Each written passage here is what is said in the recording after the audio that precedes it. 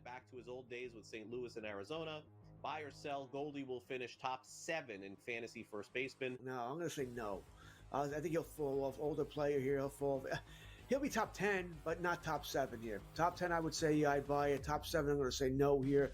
I think he'll put up decent numbers here. Not as good as he was. I don't think he's going to bat 340, 350 all year long. Fantasy Sports Today, only on SportsGrid.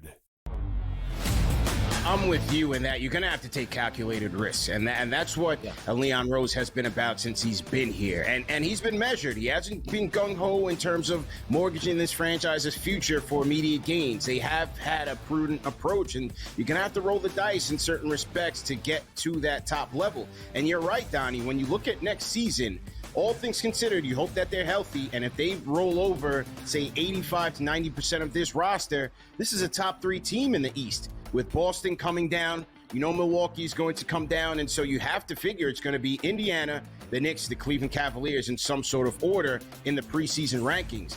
And so where they go from here, Jason Kidd is obviously the hot name right now. Both sides are interested from what we've heard in terms of Kidd and the New York Knicks. Is he that championship caliber coach to take the Knicks there? The Early Line, only on SportsGrid.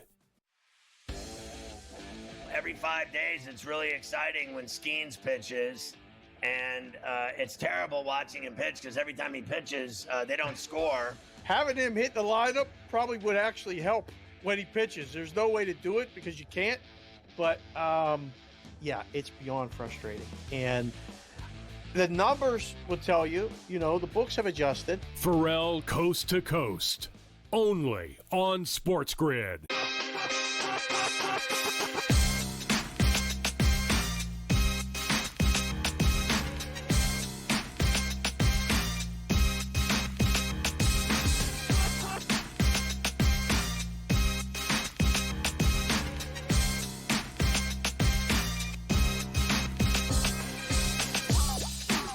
Live on SportsGrid, it's Game Time Decisions. Kevin Walsh with you here on a Thursday night where we have plenty to get into. We will talk to Joe Madden and get you set for game number 4 of the Stanley Cup Final. We'll talk to Brady Cannon as well as we figure out what has happened here in the opening round of U.S. Open action, where the Scotty Scheffler number is nearly double where he was listed before this tournament was underway, potentially creating tons and tons of value out there for the people. The Major League Baseball board also calling as Tariq Skubal, the AL Cy Young favorite, who I definitely do not think is worse than Chris Bubich, by the way, is on the mound up against the Baltimore Orioles in a spot where some money is coming in on Baltimore. Feels like they are playing a little bit better baseball of recent, and they did just smash the Detroit Tigers 10-1. Something certainly for us to keep our eye on is that early matchup there. I did a little zigzag H-Town special here. Went team total over for Baltimore and Skubal for 6 Ks, and then a similar approach in Pirates-Cubs. Team total over 2.5 Pittsburgh with Jameson Taillon for 3 Ks. This is boosted over on DK. I needed a 5th leg. I threw Jeremy Pena in there, who's having a brilliant season for the first-place Houston Astros for 1+ hit run RBI, which brought that number up to plus 508. Orioles-Tigers is about to get underway. We can circle back to the baseball board in just a little bit. But tonight, the best bets from the crew who is with us, Casino Chris, Sam Yarnell, they are going to the ice. I want to let people know mine, as we try and, get these ready for the show, involved with the U.S. Open, got a huge boost over the last 2 holes from Brooks Koepka, who went birdie. I bet this 30 minutes ago. That minus 120 number, which was accessible on DK, this includes ties, is now minus 165 thanks to a great finish from Brooks Koepka. I am excited to talk to Brady about Brooks, because if you want to talk about a finisher, a closer, a shark, that type of golfer, I think Brooks still meets that description. Can he actually go out here and win this U.S. Open? He's tied for the third best odds to do so. So we will talk about that. But you'll see on the best bet number there, Connor McDavid, anytime goal scorer for Casino Chris. And then just a bit of a typo, but still the sentiment is clear. Overtime, yes, for what would be the third time in 4 games for Florida and Edmonton. Will we see extras within? I want to get everybody the number here for that. Plus 320 for Edmonton and Florida to go to OT. I certainly planted my flag that it was not going to OT. Very bold, very brave for game number 3. And it certainly did not. We saw in that game a blowout, and we saw really Edmonton suffer their worst loss of the playoffs pretty undeniably. Not just by the amount, but what it represents. This is a team in the Edmonton Oilers who lost their first 2 games of these playoffs. They then were 13-2 in their next 15 playoff games, a run that went all the way up until the result of game number 1's victory against these Florida Panthers team. A 15-game run where they lost twice.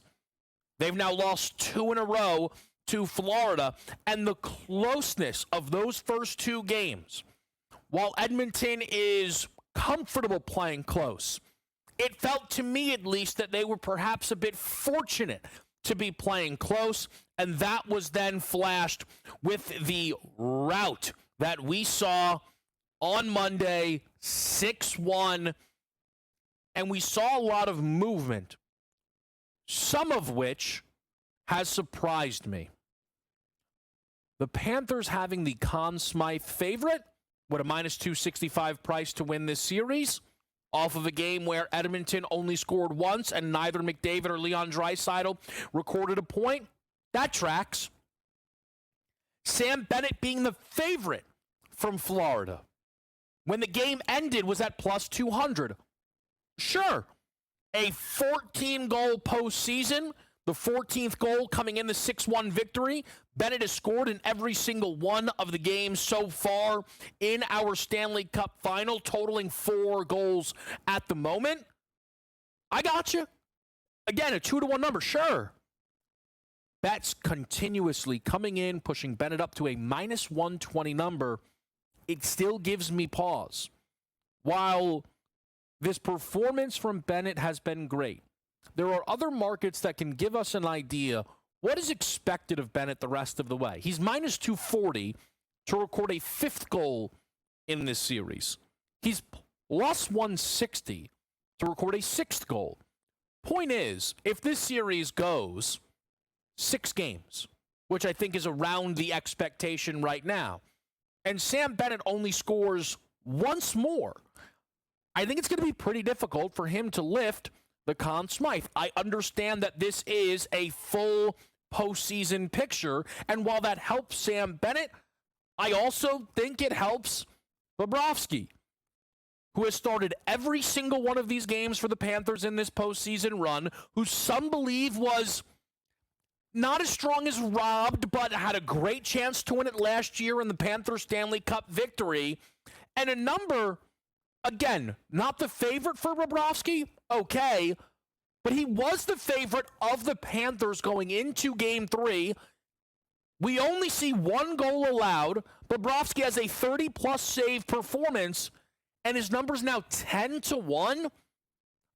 I've talked about this market a lot.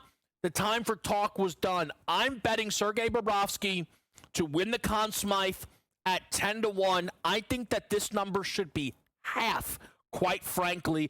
If Bennett's the skater, good for him. Why then is Brad Marchand at 8-1 and instead of Bobrovsky? I do not agree with that pricing. Our crystal ball, which we've been delivering to you on Thursday, for me, is Bobrovsky to win the Conn Smythe. Some sizzles we'll expand on later from Chris and Sam. Mets to win the National League plus 440 as Pete Alonso continues to be great and Juan Soto heats up. Royals make the playoffs, yes, plus 220.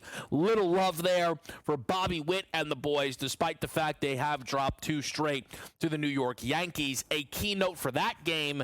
Aaron Judge misses his first game of the season. I believe just a day off for Aaron Judge, whose first 65 games of the year have been absolutely brilliant. I got to say, I think I'm doing a nice job, but I feel like what I've done is a little mean. I'm sure many of you thinking, wait a minute now, K-Dub gave us the ice snap in game number 3, and it was a winner. What do we have here for game number 4? The ice snap part 2. A point for McDavid. Didn't get a point. Last game, has not had consecutive games without a point. A point for Barkov, yet to record a point in this series. Longest stretch of the season for him without a point. Over 4.5 total goals. We got a little bit of juice in this game at a plus 115 price. I think that both of these teams should get at least 2 on the board, which would automatically get us over the 4.5. The ice snap part 2 is in your life, and we are in the mix. It's a quick break, and we're right back with more Game Time decisions here on SportsGrid.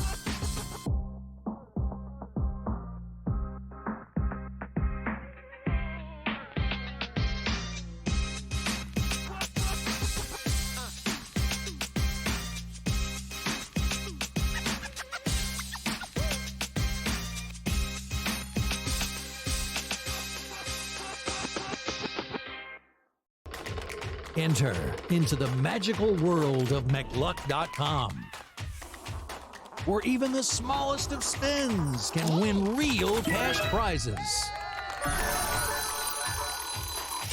Adventure into over 1,000 of the best Vegas-style slot games. So what are you waiting for? Unlock your free welcome offer today. Join the fun where winners play and players win. Two guys that can do it all. Too much electricity this morning. This is a good time. We're having a lot of fun. I had to do a triple take. Ka-ching! Why? Because of parity. I didn't mean to offend. Yeah, it's not going to happen. Load management is a dirty word. Let him rip. You know what? Circumstances provide the results. What? How do you do this one? Oh, Donnie, you got such a good show there. A network that is booming. The Early Line, only on SportsGrid.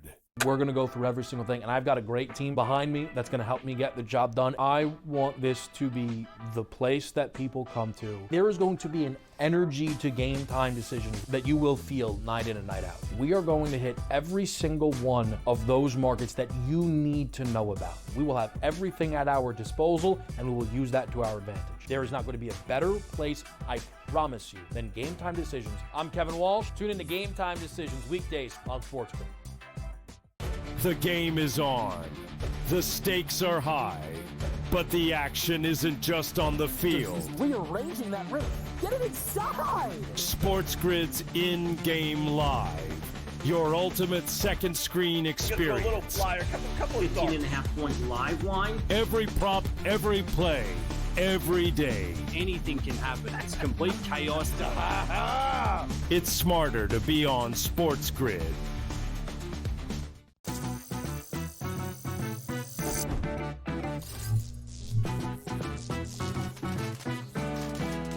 Did you know sportsbooks tend to draw up tighter bet lines for events that get even more bettors, like championship games or major matchups? My tip, try betting on less popular sports. You might have a better shot at beating those odds. Now, go get lucky. See you in Las Vegas. Let's get lucky.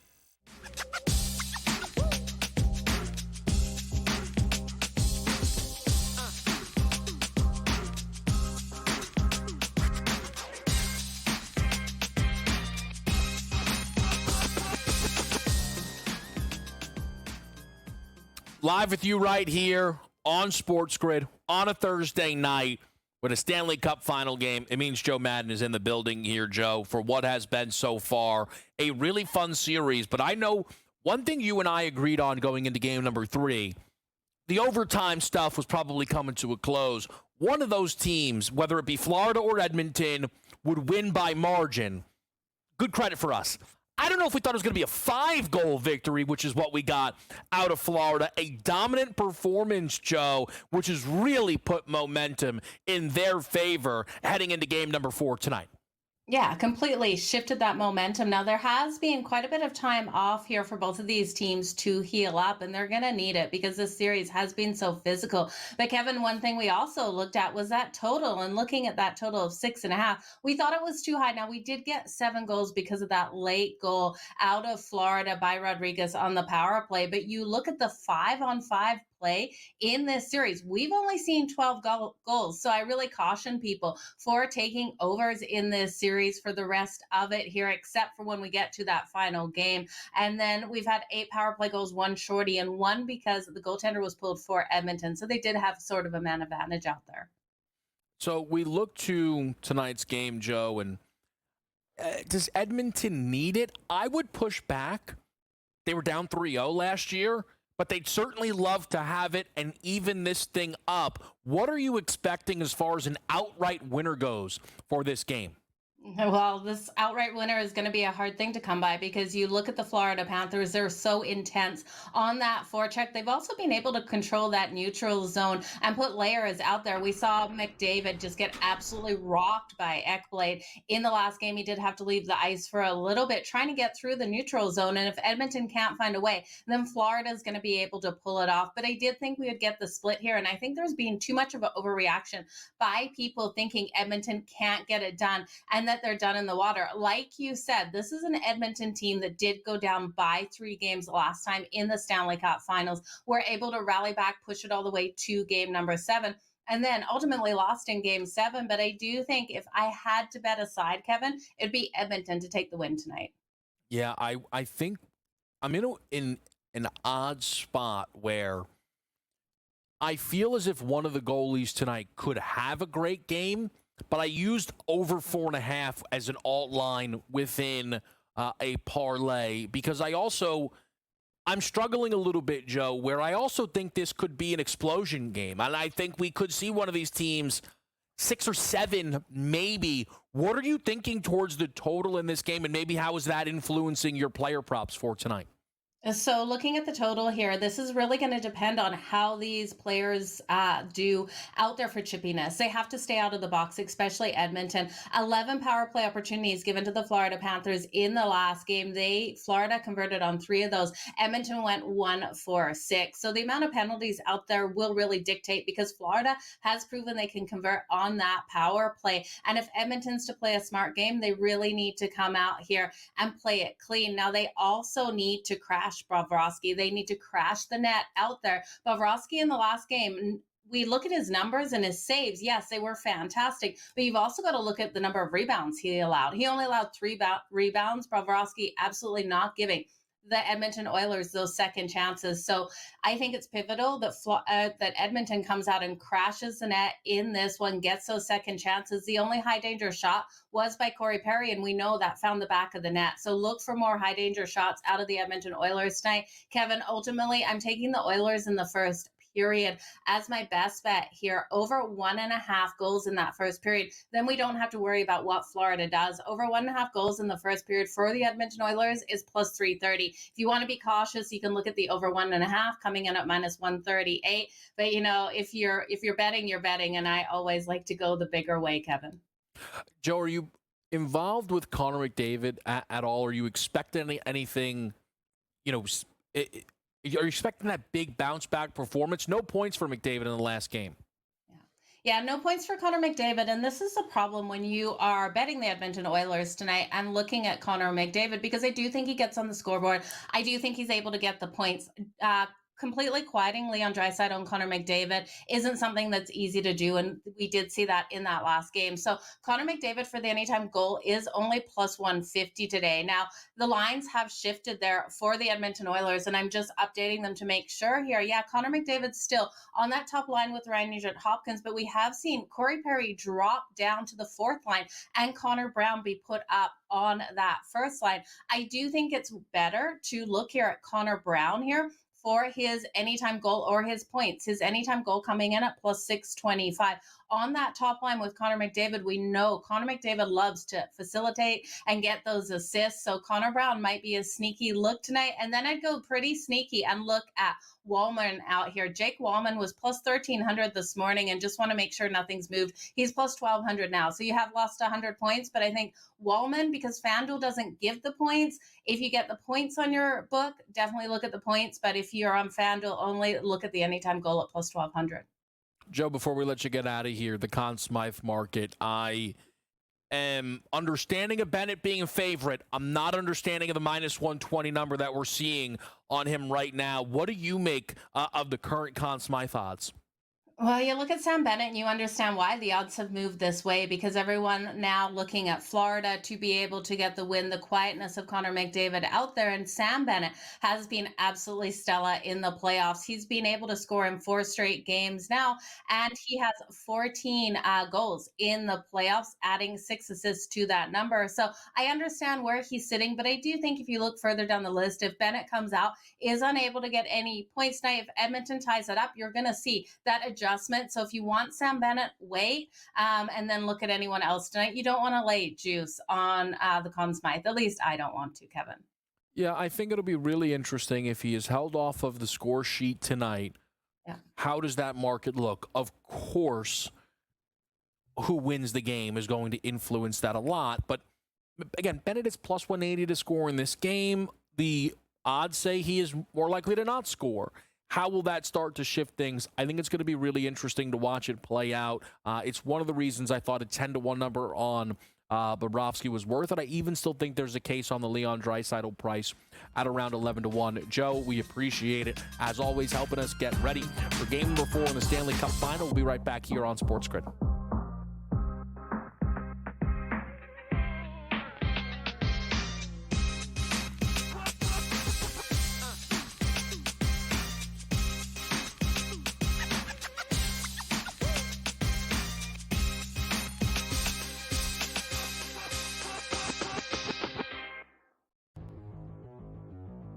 Dialing it back to his old days with St. Louis and Arizona. Buy or sell, Goldie will finish top 7 in fantasy first baseman. No, I'm going to say no. I think he'll fall off. Older player here, he'll be top 10, but not top 7 here. Top 10, I would say I'd buy it. Top 7, I'm going to say no here. I think he'll put up decent numbers here. Not as good as he was. I don't think he's going to bat 340, 350 all year long. Fantasy Sports Today, only on SportsGrid. I'm with you in that you're going to have to take calculated risks. And that's what Leon Rose has been about since he's been here. And he's been measured. He hasn't been gung-ho in terms of mortgaging this franchise's future for immediate gains. They have had a prudent approach, and you're going to have to roll the dice in certain respects to get to that top level. And you're right, Donnie, when you look at next season, all things considered, you hope that they're healthy, and if they roll over, say, 85 to 90% of this roster, this is a top 3 team in the East. With Boston coming down, you know Milwaukee is going to come down, and so you have to figure it's going to be Indiana, the Knicks, the Cleveland Cavaliers in some sort of order in the preseason rankings. And so where they go from here, Jason Kidd is obviously the hot name right now. Both sides are interested from what we've heard in terms of Kidd and the New York Knicks. Is he that championship caliber coach to take the Knicks there? The early line, only on SportsGrid. Every 5 days, it's really exciting when Skeens pitches, and it's terrible watching him pitch because every time he pitches, they don't score. Having him hit the lineup probably would actually help when he pitches. There's no way to do it because you can't, but yeah, it's beyond frustrating. And the numbers will tell you, the books have adjusted. Pharrell Coast to Coast, only on SportsGrid.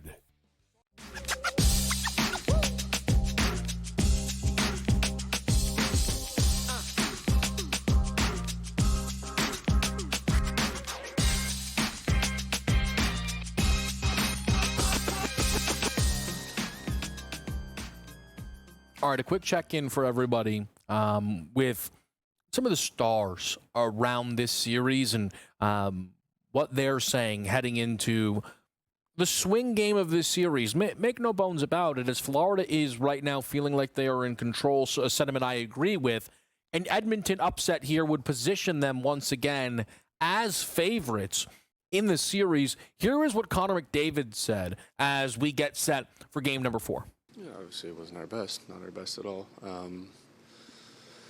I don't think our best has shown up all series long, but it's coming. Shift the focus to finding a way to get a win in Game 4. I think what's really interesting is McDavid did not just leave his description of their play to, it wasn't our best tonight.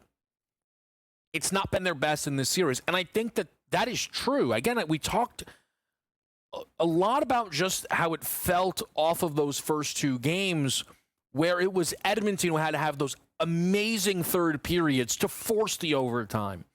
And is that a sustainable way to live in your building? It's a group that's aware of it in Edmonton, but I do not think that it is lazy or annoying to consistently reference that last year in the rematch they were down 3-0. They lost the first 3 games and then did force that game 7. They're resilient, and they absolutely can win tonight. And, of course, still win this series. It does feel in the moment that Florida is the deeper team. It feels as if they're coming in waves, and it's something that I think the Panthers are feeling. It's certainly something that we heard Brad Marchand suggest following the victory, the 6-1 victory in Game 3. Obviously we're a very deep team, and not just deep offensively, but a lot of guys that play a 200-foot game, and a lot of great leaders on this group as well. So, yeah, obviously, I think that's one of our strengths is the depth of the group. From the front end to the back end to the goaltending, and it's the way that they have orchestrated this group and the lineup to play a certain way. So, we've got to give a lot of credit to management. And I think for Marchand to say that, right, it's probably something that he is noticing the more he is around this team. Again, Marchand, an in-season move, bringing him over to Florida from Boston. And I think that depth is something that is occasionally best reflected in those Conn Smythe odds that we reference, because one of the things that did allow Connor McDavid to win the Conn Smythe last year, of course, his own excellence and the 7-game nature of it and the fact that it's supposed to capture the full postseason, all driving forces. But it is also that when you went to last year's Florida team, who was the guy? 22 points for Tkachuk, 22 points for Barkov, 21 points for Verhaeghe. No separation. And it was impossible, seemingly, to give it to Bob due to the high-scoring nature that series finished with, right? For those that don't remember, after taking a 3-0 series lead, 8-1, Edmonton won their first game, and then 5-3 and 5-1. At that point, an 18-goal stretch in a 3-game window to force a Game 7, Bobrovsky's chances to win the Conn Smythe were seemingly evaporated, and understandably so. We get ourselves into this year's group, and if Bobrovsky can hold off that Edmonton onslaught, 2 goals, 3 goals, as long as you don't see the 5, 6, 7, last year got up to an 8, I still think he should at least have the second best odds of anybody on Florida. The case to make on Sam Bennett is one that when you make it, it should not really leave it then open for Verhaeghe, Marchand, Tkachuk, Barkov, any of those skaters. The idea around Bennett is he has 14 goals, the most in the playoffs, period. That includes Leon Draisaitl, who very well, by the way, I believe the NHL awards come out tonight, could be given league MVP. So on the other side of the ice, the league's MVP and the best player in the world, and it's Sam Bennett, who's been the most prolific goal scorer in the postseason. It's a legitimate case. It's a case, though, that then wipes, I would imagine, Brad Marchand off the floor. Yet there he is with better odds than Bobrovsky. One of the reasons here that on our Thursday crystal ball tradition, I go to Bobrovsky as the 10-1 Conn Smythe price as my favorite option on the board. We'll update you on the U.S. Open odds. We'll talk a little bit of also, of course, about the NBA Finals right here on SportsGrid.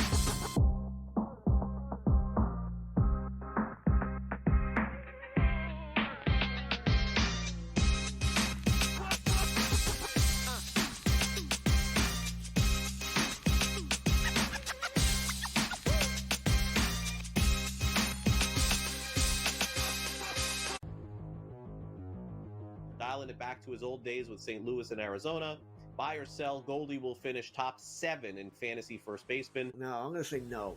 I think he'll fall off. Older player here, he'll be top 10, but not top 7 here. Top 10, I would say I'd buy it. Top 7, I'm going to say no here. I think he'll put up decent numbers here. Not as good as he was. I don't think he's going to bat 340, 350 all year long. Fantasy Sports Today, only on SportsGrid. I'm with you in that you're going to have to take calculated risks. And that's what Leon Rose has been about since he's been here. And he's been measured. He hasn't been gung-ho in terms of mortgaging this franchise's future for immediate gains. They have had a prudent approach, and you're going to have to roll the dice in certain respects to get to that top level. And you're right, Donnie, when you look at next season, all things considered, you hope that they're healthy, and if they roll over, say, 85 to 90% of this roster, this is a top 3 team in the East. With Boston coming down, Milwaukee is going to come down, and so you have to figure it's going to be Indiana, the Knicks, the Cleveland Cavaliers in some sort of order in the preseason rankings. And so where they go from here, Jason Kidd is obviously the hot name right now. Both sides are interested from what we've heard in terms of Kidd and the New York Knicks.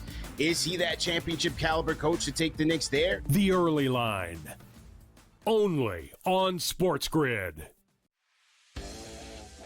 Every 5 days, it's really exciting when Skeens pitches, and it's terrible watching him pitch because every time he pitches, they don't score. Having him hit the lineup probably would actually help when he pitches. There's no way to do it because you can't, but yeah, it's beyond frustrating. And the numbers will tell you, the books have adjusted. Pharrell Coast to Coast, only on SportsGrid.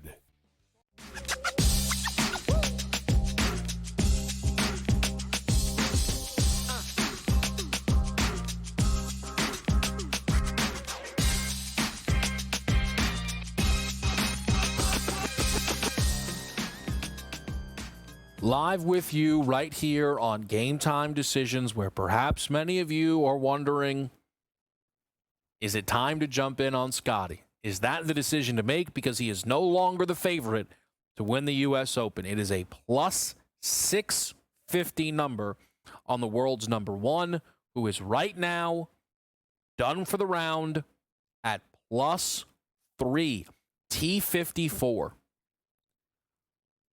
We're going to talk to Brady Cannon in just a moment. I want to say, to me, we had the two ends of the spectrum Scotty Scheffler performances, where Scotty has never won multiple majors in a single year. That is, of course, not a slight.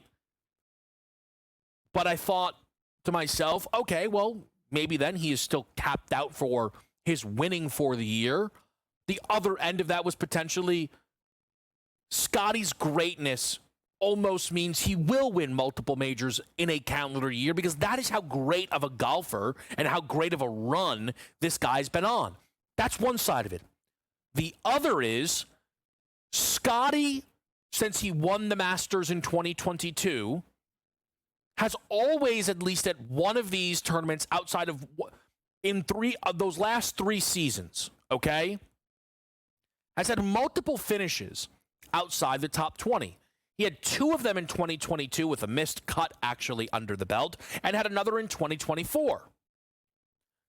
So the other end of this was, well, if Scotty was ever going to finish outside of the top 20, it would be here at Oakmont, where the difficulty was seemingly hitting an absolute apex for everybody out there. So my current read is this is the tournament where he misses the top 20. I would have loved an under-finishing position bet on Scotty. I didn't want the 5-1 miss the cut. I didn't want to extend that far. But what would have been plus 250-ish on no top 10?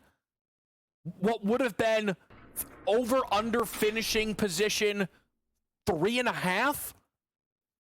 Those are markets that if I had access to, maybe you did, maybe you didn't, trying to figure out through all these books what's being offered, I would have been interested in. Because I thought while Scotty, again, was sat there at the plus 280 number to win a tournament, I did think this, more so than most tournaments we enter, Scotty struggling was absolutely in range, and he is so far. He goes into the clubhouse 7 shots off the lead. 4 shots off of Jon Rahm, 5 off of Brooks Koepka. And those are perhaps maybe the more relevant markers for everyone when trying to figure out who is Scotty chasing, who is going to be the guy.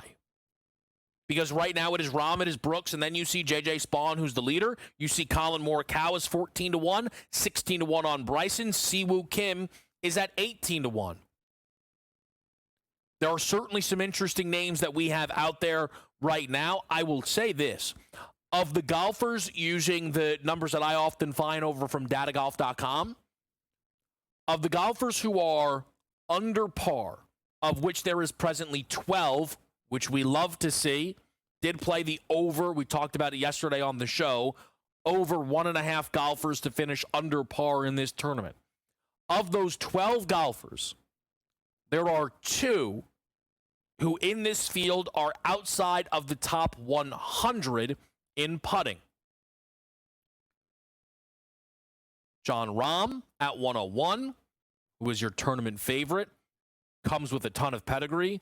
And a golfer that our guy Brady Cannon, who we'll talk about in just a moment, was incredibly interested in.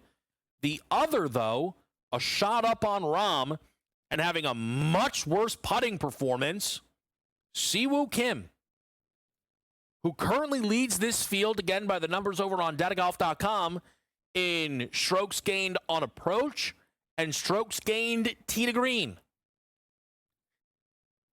Siwoo Kim is absolutely worth a look at 20-1 based on those numbers. Because I think while the golf typically favors the greats and a U.S. Open, a major championship, you would think, let's be clear, if it's not going to be Scotty, it feels open to anyone then, more so, right? The amount of golfers that can beat Scotty, right? Very, very few. But if Scotty's tucked out in the back, right? T54 right now, I think it opens things up a lot more, and we'll talk a lot more about that with Brady in just a bit. I will say where my positions were before this Open got underway, I did not bet inside the outright market. I bet a couple of top 20s, and I mentioned the over 1.5. And the top 20 that I bet today was a minus 120 on Brooks Koepka, and a number that I was fortunate on. Like, I'm happy for myself. I am somewhat frustrated for you who tuned in and was like, oh, thanks, Kev, for the best bet. That has now moved quite, significantly in terms of the Brooks Koepka prop. I would say, though, that Brooks number at, again, minus 165, I believe, is out there. Not a bad number, because I think to some degree, Brooks has just been waiting, and this is why I bet it, right? I think he's just been waiting to be in the mix. Brooks Koepka missed the cut at the Masters and the PGA Championship this year. He was never in it, right? So the ugly start followed by an ugly round number 2, kind of what happens, right, as things snowball. But if you look here shooting this 68 that he shot, and I'll just pull off from the live results. There's only one tournament on live this year where he shot a 68 or better in the opening round. It was Live Golf Singapore, shot a 67. He finished second in the tournament. Is he going to finish second here? I don't know about that, right? But is he going to be in the mix, in the race? I do believe so. And it's why I thought Brooks for a top 20 was worth a look, because I still often bet golf like it's day to day, right? So if I throw you, hey, minus 120 hit run RBI, minus 120 over 10.5 rebounds, I think that those are all things that you would come to expect, right? That's typically how I play the golf. I did play, before this tournament got underway, Colin Morikawa and Xander Schauffele only parlay together. I did not play it straight. I played them parlay together for top 20. And Morikawa right now, solid enough, even, which a lot of guys would be thrilled with. Xander, I feel as good as you could possibly feel about a guy who is 2 over, because he looked like it was going to be a disaster, was 4 over through 13, birdie on 17 and 18 to get himself back into some respect, and perhaps now feeling, a little bit of momentum heading into the second day. So that's where my golf bets are right now. We'll talk about Brady. We'll talk to Brady about what has stood out to him through the opening round of the U.S. Open. By the way, Baltimore, Detroit, scoreless now through 2 innings. And we will keep you updated on it all here on SportsGrid.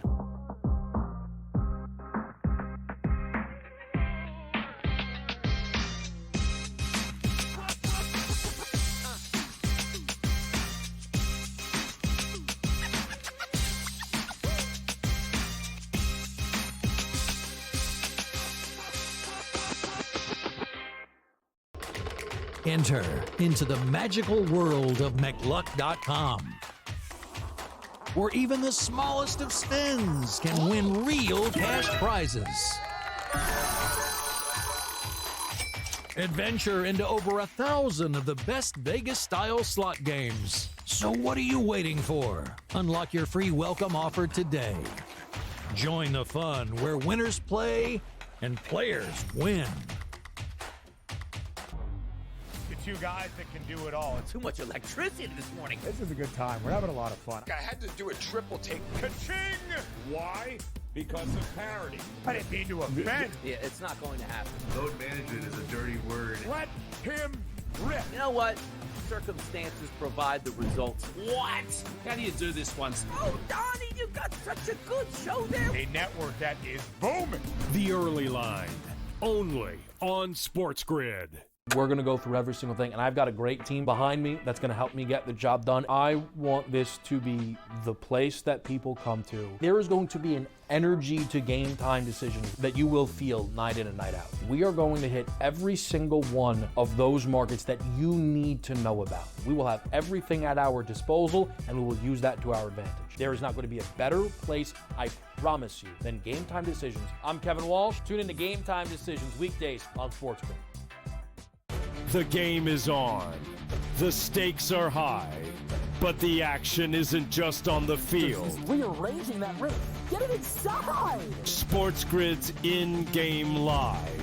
Your ultimate second screen experience. A little flyer, couple of 15.5-point live line. Every prop, every play, every day. Anything can happen. That's complete chaos.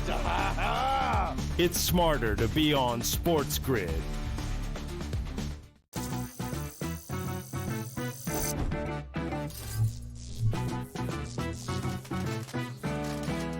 Did you know sportsbooks tend to draw up tighter bet lines for events that get even more bettors, like championship games or major matchups? My tip, try betting on less popular sports. You might have a better shot at beating those odds. Now, go get lucky. See you in Las Vegas. Let's get lucky.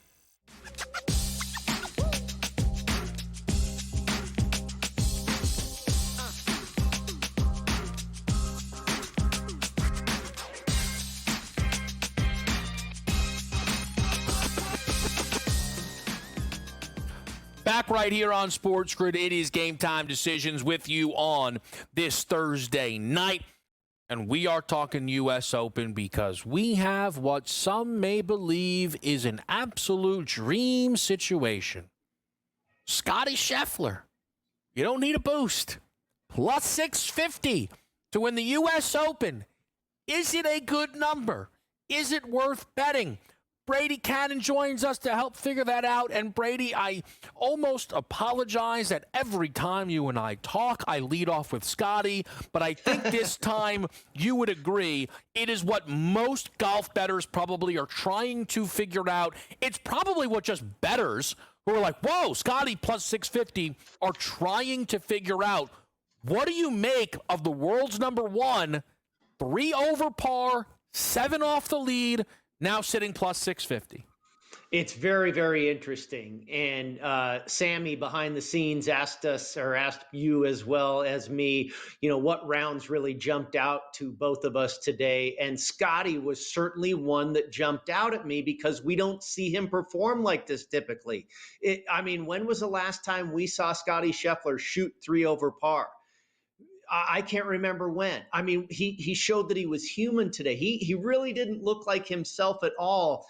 And I was kind of loving it. I'm like, oh my gosh, he's actually hitting it into a ditch. He's actually, having trouble playing out of the rough. He's actually missing putts. It was like, oh, he's human. It was actually pretty cool to see. Now, is he still in the thick of this thing? Absolutely. The average score today was roughly 75. So he was a couple shots better than average. And like you say, still 7 shots off the lead. The other thing that was really weird, when was the last time that he lost strokes to the field on approach with his irons? The best iron player in the world, right? He lost about a quarter of a shot to the field today. He was in the negative as far as strokes gained approach versus the field today. And, especially that's not just against, the 60 and ties that made the cut. That's out of 156 players. For him to be in the negative is pretty incredible. So I really liked it. I didn't want to see Scotty just run away with another tournament. I like that we have what looks to be some tremendous drama on our hands. Betting opportunities, I'm not ready to go there yet, Kev, because if he actually gained strokes putting today and shot 3 over. And that worries me a little bit. So I don't want to make a move on Scotty just yet. If he's kind of sitting in the same position tomorrow, maybe. But Scotty finished 41st in the U.S. Open last year. Maybe this is just not his best major. So I don't want to be over the top, but I'll put it to people like this. The odds now suggest it is more likely he finishes outside of the top 20 than wins this tournament, and I agree. Scottie Scheffler's plus 650 number, I know it is him, is one of the worst Scotty numbers you will find. And, certainly if you've listened to Brady talk golf, which is where I've learned a lot, sometimes people will see a minus 300 on Scotty and think, woof. I think through our conversations, those are maybe the best Scotty numbers that you'll typically find. I see Scotty still getting this respect in the market, and I think it arguably, Brady, then just creates a lot of value around him because now it just feels really open. I think if you say, hey, Scotty's going to finish inside the top 5, who wins this tournament? There's a very small group of players in the world that can hold off a Scottie Scheffler. If Scotty's going to finish 25, 35, 41, this feels like a completely open tournament to me. Yeah, no, I think this is a wonderful start. For anybody that is not betting Scottie Scheffler this week, I think you have to be thrilled with where we stand after one round. You've got JJ Spaun. Now, he's a tremendous ball striker, and that's a good skill set to have at a U.S. Open, but he's not the best putter in the world, and yet he led the field in strokes gained putting today. So you wonder if that's going to hold up. Soon J.M. with a beautiful round today, but is typically not done very well in U.S. Opens. Brooks Koepka, we know a 2-time U.S. Open champion, starts out brilliantly today with a 2 under par round, but Brooks has not been in great form. You wonder if that's going to hold up. I really liked what I saw out of Jordan Spieth. It was very much Spieth-esque, if you will, right? 5 birdies and 5 bogeys. But it felt steady. It felt like he was hitting the ball well all day, and he was not that erratic. Jon Rahm, beautiful round of golf. Number 1 in this field for strokes gained off the tee. And I believe that is such an important starting point for this golf course, is how you're doing off the tee. As you could tell in the coverage today and watching it today, Kevin, what you do off the tee basically dictates how your round is going to go. If you're in the rough all day, you're going to struggle. If you're finding fairways all day like Jon Rahm did, you're going to do very, very well. I love the start. It's very interesting. I want to say it's the last 5 U.S. Opens in a row.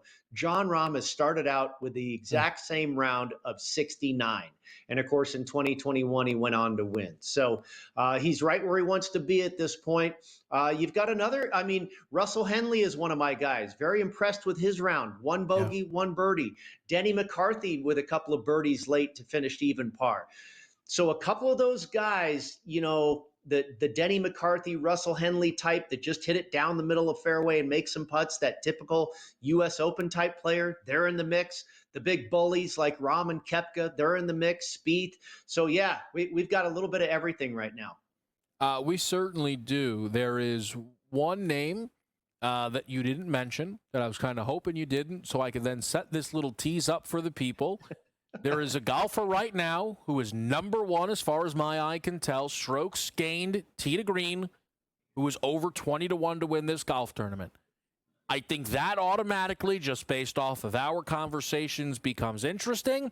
And luckily enough, we have Brady next segment, so we'll let you know who that is when we do come back. As we sit right now, J.J. Spaun is leading this field at 4 under. We have a few other guys out there right now trying to make headway, trying to see if they can just get even through the day. We'll talk about it all. We'll be right back with you. It's a quick break, and then it's more Game Time decisions on SportsGrid.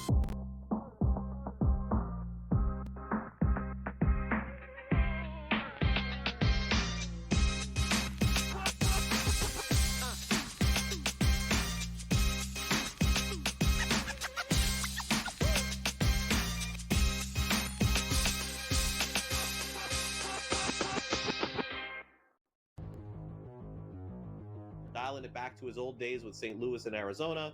Buy or sell, Goldie will finish top 7 in fantasy first baseman. No, I'm going to say no. I think he'll fall off. Older player here, he'll be top 10, but not top 7 here. Top 10, I would say I buy it. Top 7, I'm going to say no here. I think he'll put up decent numbers here. Not as good as he was. I don't think he's going to bat 340, 350 all year long. Fantasy sports today, only on SportsGrid. I'm with you in that you're going to have to take calculated risks. And that's what Leon Rose has been about since he's been here. And he's been measured. He hasn't been gung-ho in terms of mortgaging this franchise's future for immediate gains. They have had a prudent approach, and you're going to have to roll the dice in certain respects to get to that top level. And you're right, Donnie, when you look at next season, all things considered, you hope that they're healthy, and if they roll over, say, 85 to 90% of this roster, this is a top 3 team in the East. With Boston coming down, Milwaukee is going to come down, and so you have to figure it's going to be Indiana, the Knicks, the Cleveland Cavaliers in some sort of order in the preseason rankings. And so where they go from here, Jason Kidd is obviously the hot name right now. Things both sides are interested from what we've heard in terms of Kidd and the New York Knicks. Is he that championship caliber coach to take the Knicks there? The Early Line, only on SportsGrid. Every 5 days, it's really exciting when Skeens pitches, and it's terrible watching him pitch because every time he pitches, they don't score. Having him hit the lineup probably would actually help when he pitches. There's no way to do it because you can't, but it's beyond frustrating. And the numbers will tell you, the books have adjusted. Pharrell Coast to Coast, only on SportsGrid.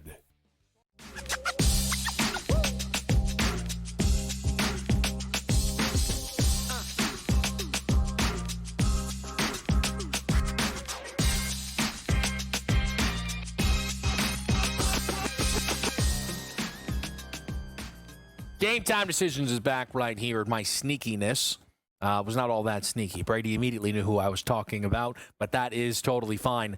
Brady, I'll tell you, I know, okay, it's like, are we going to really get it reinvested into the outright market after a round?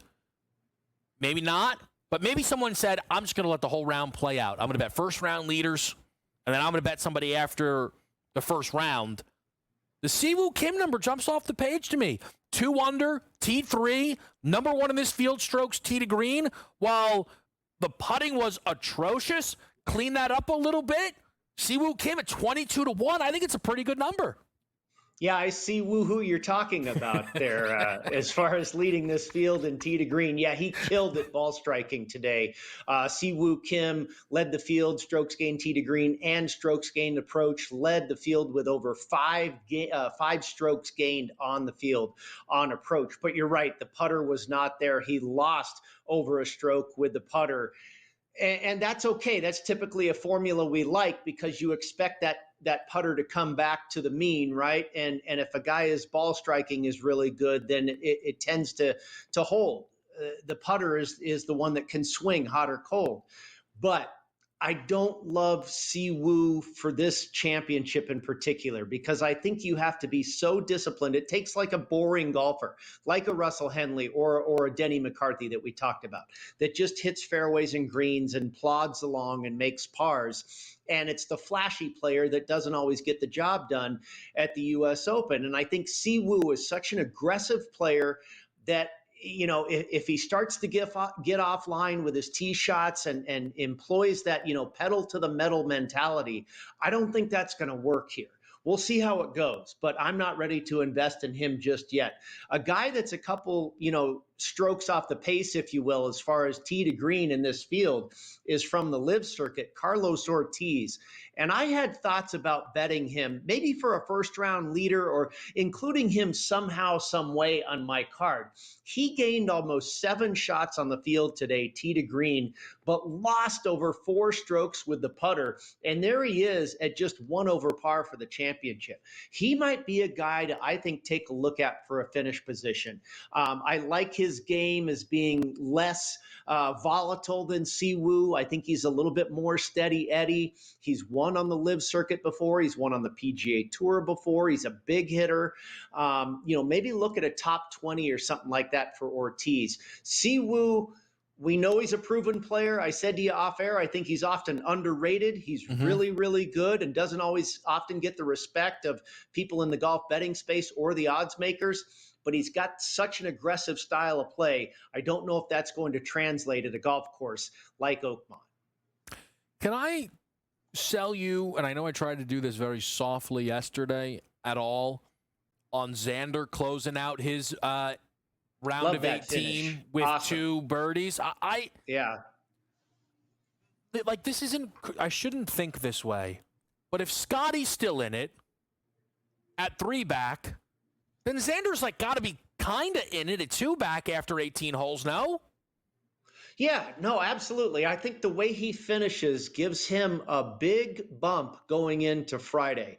Now, we talked about Xander pre-tournament. The early season injury, I think, has really put him behind the 8 ball. And a guy that has typically been money in total driving, length and accuracy off the tee, that's where he's struggling this year. Not on the length, but the accuracy.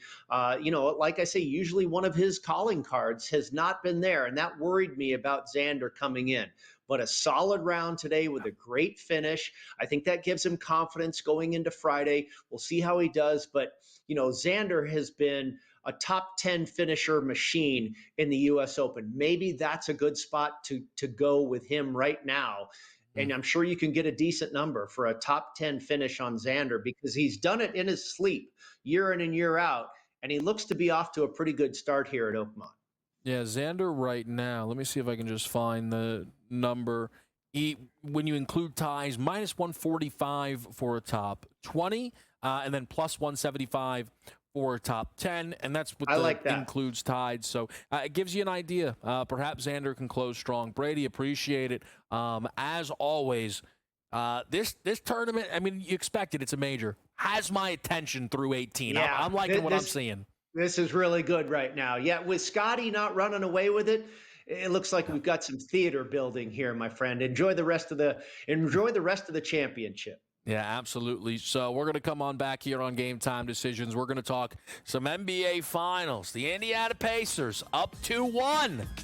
Talk about it next.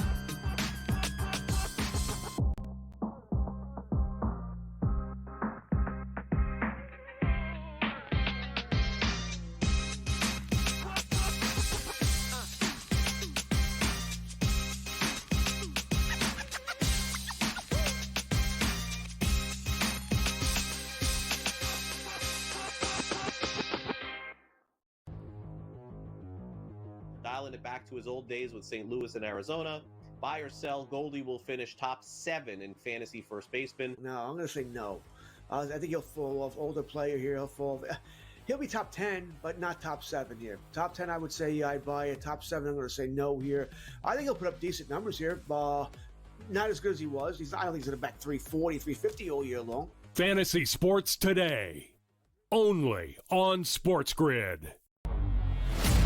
I'm with you in that you're going to have to take calculated risks. And that's what Leon Rose has been about since he's been here. And he's been measured. He hasn't been gung-ho in terms of mortgaging this franchise's future for immediate gains. They have had a prudent approach, and you're going to have to roll the dice in certain respects to get to that top level. And you're right, Donnie, when you look at next season, all things considered, you hope that they're healthy, and if they roll over, say, 85 to 90% of this roster, this is a top 3 team in the East. With Boston coming down, Milwaukee's going to come down, and so you have to figure it's going to be Indiana, the Knicks, the Cleveland Cavaliers in some sort of order in the preseason rankings.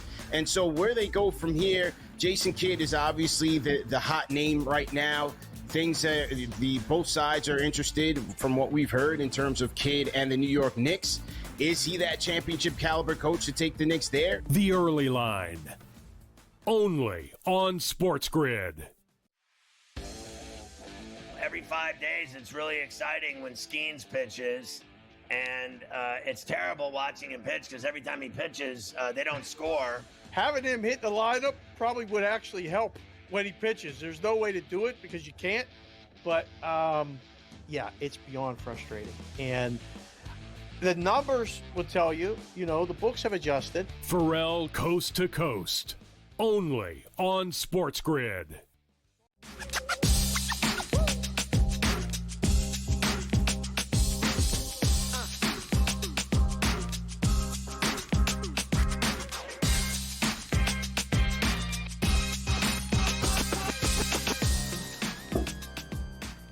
Game Time Decisions is live on a Thursday night. The scoring has started in Detroit and Baltimore with the Tigers up early, 1-0 on the O's right now. We'll check back in on the Major League Baseball in just a little bit, but yesterday we did have the NBA Finals, which I think produced one of the most enjoyable and notable games in quite some time, because for any of the remaining holdouts on believing in this Indiana Pacers team, those are all gone. Even your most true OKC Thunder backer now believes, okay, maybe it's not going to be our year. Even the books had to move some of these numbers around OKC to the shortest we have seen in quite some time.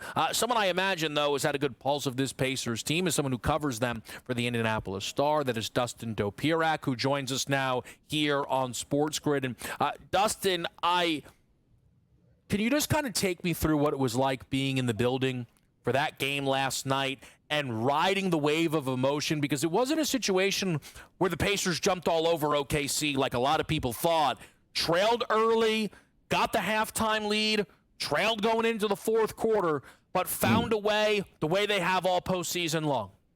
Yeah, no, absolutely. I mean, I think you obviously saw when they fall behind early, you're thinking, okay, that's a bad sign, certainly when it's the first NBA Finals game in your arena in 25 years, because you expect that first punch to really carry you. You expect just the explosion of just joy and everything else that comes with a fan base that just hasn't seen this stage in 25 years to carry you and basically to just make that first punch for you.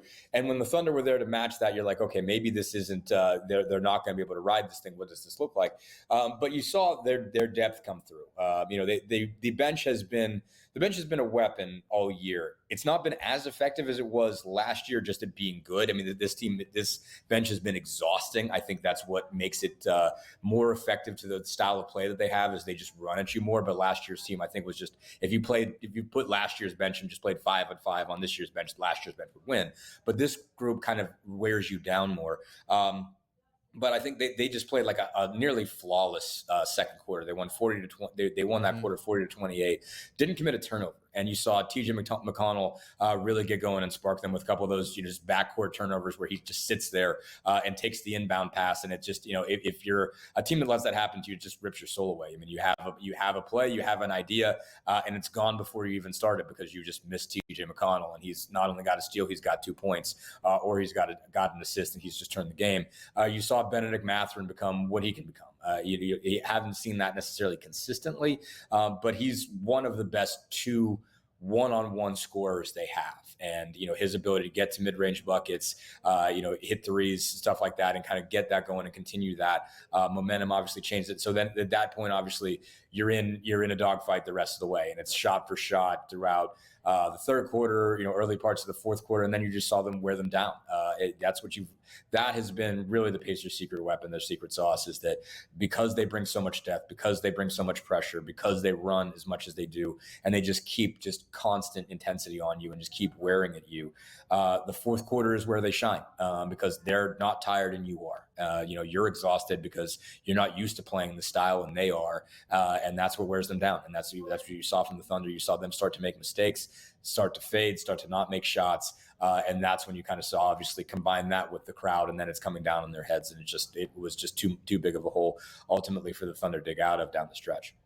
The high floor of the Indiana Pacers offense is something that no one seemingly else can really offer in the league, and it somewhat neutralizes the biggest strength that OKC has, which is the best defense in basketball, because it is seemingly impossible to hold down this Pacers team who has, they scored 65, 66 points, I think it was, in the second half of games 1 and game 2. They scored 32, as you mentioned, in the fourth quarter, and I still believe the biggest reason for that high floor, I guess between Carlisle and Halliburton, but on the court, is Tyrese Halliburton. There were calls for him to step up and answer the bell in game 3. I think 22, 9, and 11 likely checks that box. Do you feel, what was the adjustment, if you did see one, for Tyrese in game 3? Yeah, I thought it was interesting. I mean, he was really open talking about strategy in this case. I mean, Halliburton is just such a fascinating basketball mind, and he's more willing than most to be real about, what he thinks is going wrong and what isn't. I mean, he kind of knows what he can get away with saying out loud, and I think he feels like there's a bar, basically like, you don't have to worry about saying this stuff out loud as much as some people think you do. And he was really honest, I think, with us in saying, like after game 2, it basically just said, I got too stale, kept doing the same thing. He said, I'm good at high pick and roll, but high pick and roll is bringing these guys into the paint, and they're loading up against this, and I really got to mix it up more.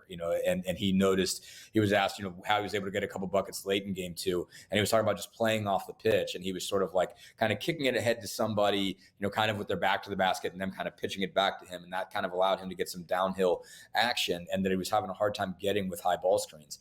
And I think it was you really look at some of the buckets he got in game 2, it really required some really excellent off the ball execution, whether it was screening, whether it was movement, whether it was that kind of stuff. But it was also just mixing up the way they were attacking. And his view was, if you keep giving them the same thing, they're going to load up on you and they're going to square you up. And so you've got to be able to kind of keep them from doing that. You've got to make it difficult for them to know what you're going to do from play to play, and just not give them the same dose of everything. And so that's what they did.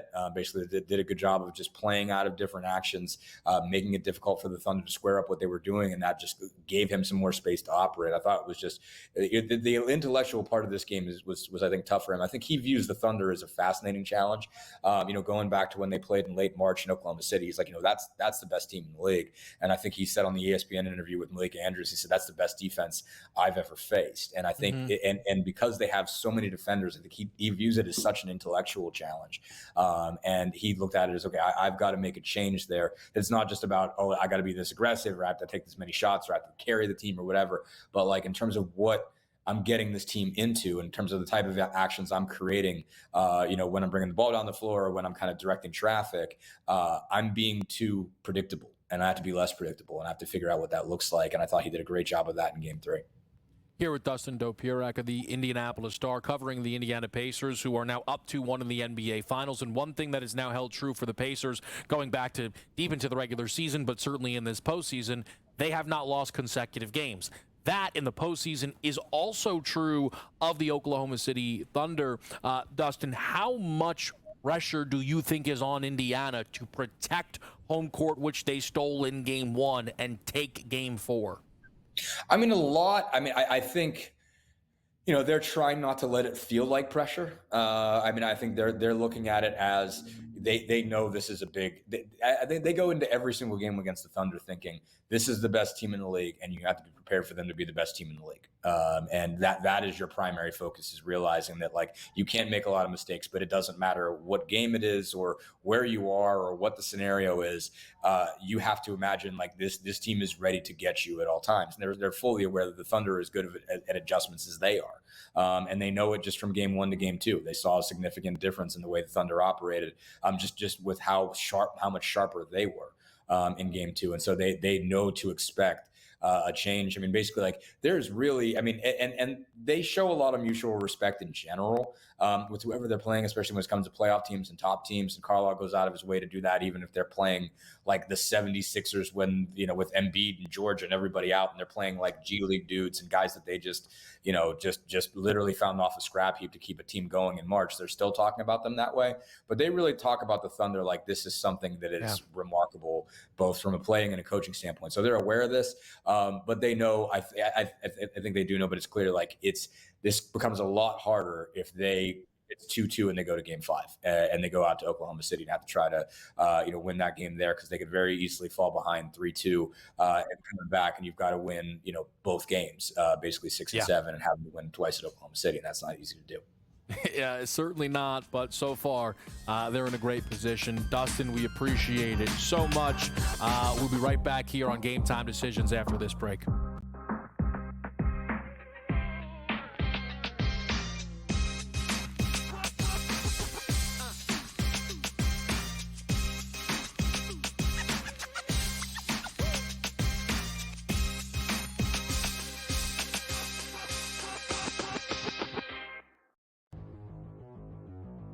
Dialing it back to his old days with St. Louis and Arizona. Buy or sell, Goldie will finish top 7 in fantasy first baseman. No, I'm going to say no. I think he'll fall off. Older player here, he'll be top 10, but not top 7 here. Top 10, I would say I'd buy it. Top 7, I'm going to say no here. I think he'll put up decent numbers here. Not as good as he was. I don't think he's going to bat 340, 350 all year long. Fantasy Sports Today, only on SportsGrid.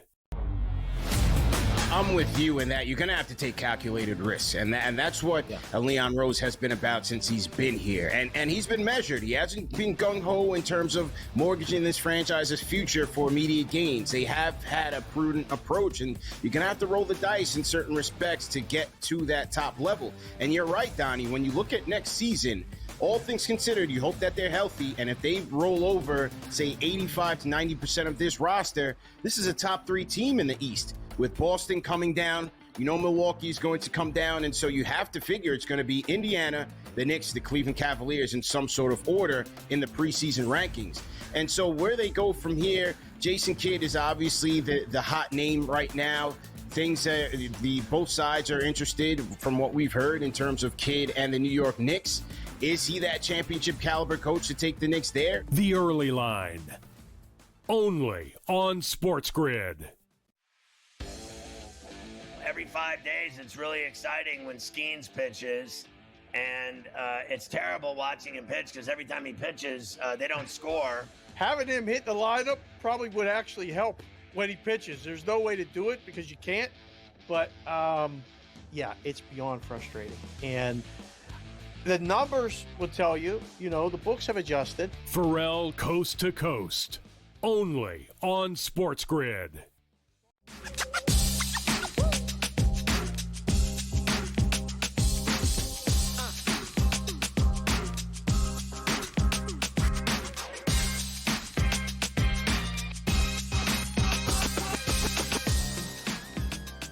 Game time decisions in the batter's box.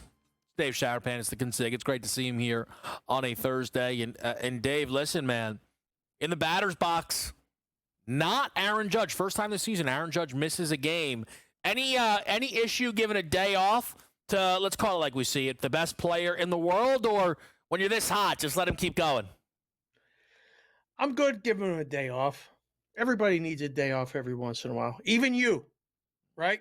It's okay. All right. Yeah, it's fine. Didn't really affect the number. I mean, Warren, you see his numbers? Like, the Yankees are still favored on the road in Kansas City. Like, it's nothing. So, and without Judge in the lineup. So, it's good to be a Yankee, especially when you're playing Kansas City. So, no, I'm good with it. I know I wouldn't want to be a reliever, tonight, Kansas City going, oh, boy, guy's not in the lineup. If there's an at-bat where he can come up in the 7th or 8th, I got to pitch to this guy. He's going to hit a home run. I can't throw him a fastball. Well, yeah. So, no problem with it. I imagine now that you say that, he definitely had odds to hit a home run earlier today. He was definitely bet earlier today to hit a home run. And there's people out there now who are sitting on plus 185, hoping for a void, or they got one at-bat to hit it. Though, right, he comes in, maybe. Consig, look, we're going to get to the hockey, I promise. Okay. What are you hearing in town as the Pacers take the 2-1 series lead and we see the shortest numbers that we've seen now on OKC to win the title in quite some time? It was great today. We had Jeff Sherman on, oddsmaker at the Westgate here in town, longtime friend of mine. And I had him try to explain it.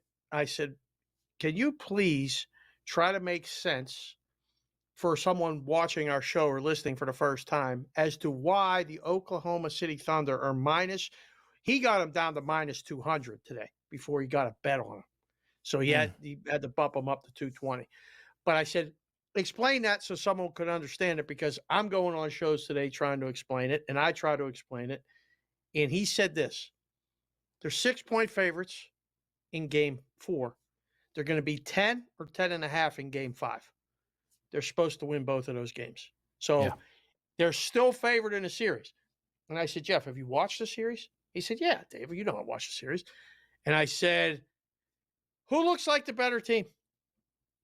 And he said, well, with the glasses on, OKC. But there's times, a lot of the times during the games, that the Pacers look like the better team. I think, it's really into the whole way.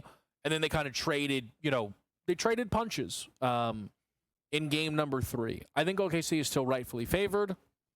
I still think they're going to win the series. Like, if they hung it even money, right? But either direction, who do you want? I still think it would be OKC.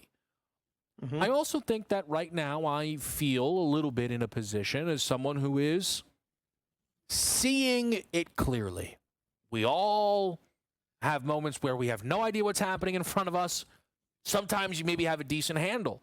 Dave, I believe I mentioned to you yesterday, now I didn't bet this, so it's only a mini victory lap, the plus 520 Indiana minus 8.5 number that was sitting out there. Because it's not only about Indiana and how good they've been. I know your guy was tweeting about it. Anybody who knows about it is talking about it. The Thunder on the road are not the same team. And I think this is why last night's game changed it for everybody so much. If the Thunder won game 3, people would have said Indiana can win game 4. Maybe they will win game 4, but that's all, right? Now, the feeling is they might win game 4. And if they win game 4, well, they're probably going to win the series. And I think that is the biggest difference in the ebbs and flows right now and the pricing of this series. There is also just an aspect of this series that I know I talked about before going in that led me to bet OKC in 6 or 7. And it was the gap in coaching, Carlisle Dagnall. And I am getting a little frustrated because I feel as if one of my guys is being hard done by the decision-making of Dagnall. There's one player in this series, Dave, who has had a positive plus-minus, not an end-all, be-all stat, but still true, in all 3 games so far. That player is right now being given a negative reputation off of the 3 games, and that is Chet Holmgren. Mark Dagnall abandoning the double bigs is driving me nuts. I don't know if it's driving Chet nuts, Dave. This is what Chet had to say after they did go out there and drop game number 3. I wouldn't say that now is the time for emotions to be thinking about how you're feeling, emotional this, emotional that. Like, you know, you kind of have to cut that out and just kind of look at the substance of what it is. We have a great opportunity here. And, you know, the great thing is we have another game coming up, game 4. So we can't be thinking about frustration or anything, no matter how good it's going, how bad it's going. You know, the focus can't be on your emotions. It has to be on, you know, what we're trying to accomplish, task at hand. Listen, I don't know, man. I don't know. Dave, you know how to stir a pot?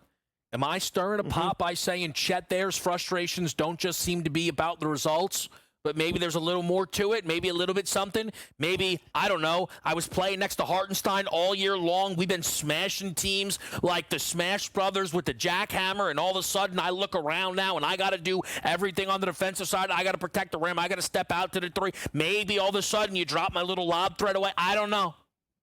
Feels like something. Feels like certainly more than nothing, Dave. Yeah, it sure did. Yeah. I think everybody not only heard it, but saw it. Well said. Let's see what the ice has to offer next.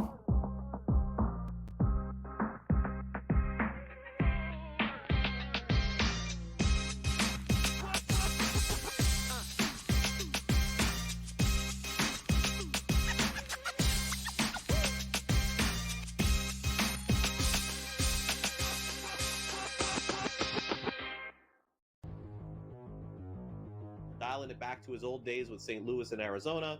Buy or sell, Goldie will finish top 7 in fantasy first baseman. No, I'm going to say no. I think he'll fall off. Older player here, he'll be top 10, but not top 7 here. Top 10, I would say yeah, I'd buy it. Top 7, I'm going to say no here. I think he'll put up decent numbers here. Not as good as he was. I don't think he's going to bat 340, 350 all year long. Fantasy Sports Today, only on SportsGrid. I'm with you in that you're going to have to take calculated risks. And that's what Leon Rose has been about since he's been here. And he's been measured. He hasn't been gung-ho in terms of mortgaging this franchise's future for immediate gains. They have had a prudent approach, and you're going to have to roll the dice in certain respects to get to that top level. And you're right, Donnie, when you look at next season, all things considered, you hope that they're healthy, and if they roll over, say, 85 to 90% of this roster, this is a top 3 team in the East. With Boston coming down, you know Milwaukee's going to come down, and so you have to figure it's going to be Indiana, the Knicks, the Cleveland Cavaliers in some sort of order in the preseason rankings. And so where they go from here, Jason Kidd is obviously the hot name right now. Both sides are interested from what we've heard in terms of Kidd and the New York Knicks. Is he that championship caliber coach to take the Knicks there? The Early Line, only on SportsGrid. Every 5 days, it's really exciting when Skeens pitches, and it's terrible watching him pitch because every time he pitches, they don't score. Having him hit the lineup probably would actually help when he pitches. There's no way to do it because you can't, but yeah, it's beyond frustrating. And the numbers will tell you, the books have adjusted. Pharrell Coast to Coast, only on SportsGrid.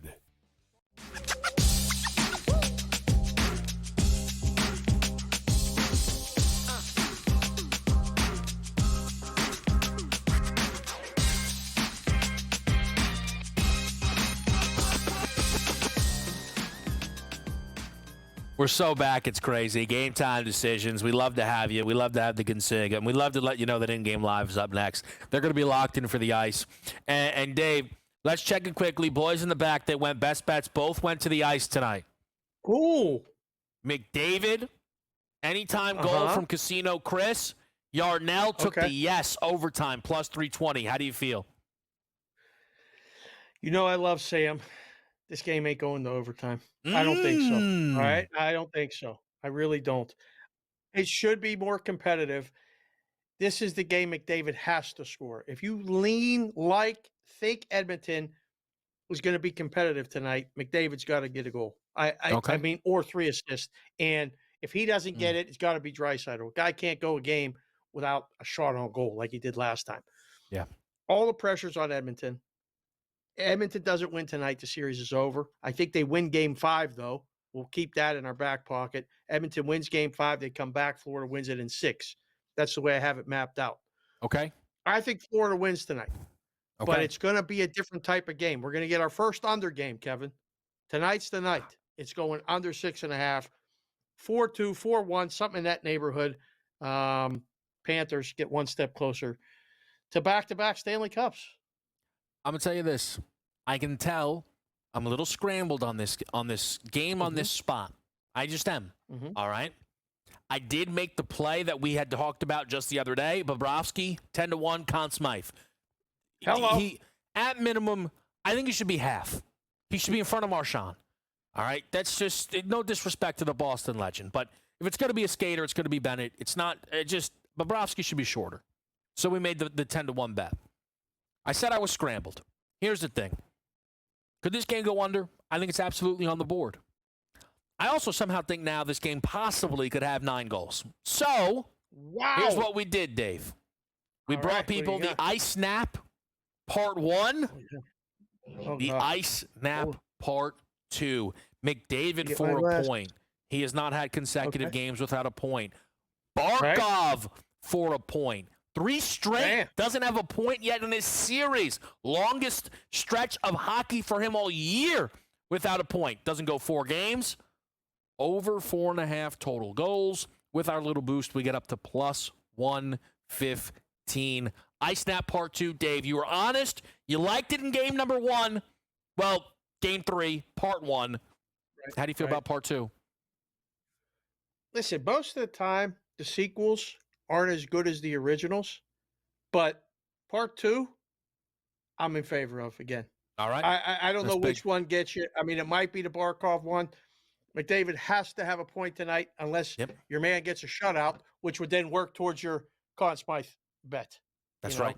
I think he gives up 1, max 2, and then we revisit this and go, you know what? That was a good bet because it is half. So thinking ahead, I like what you did there. I'll give you a treat. Crystal Ball Thursday. They love this. I said I'm going to do Bobrovsky, Conn Smythe.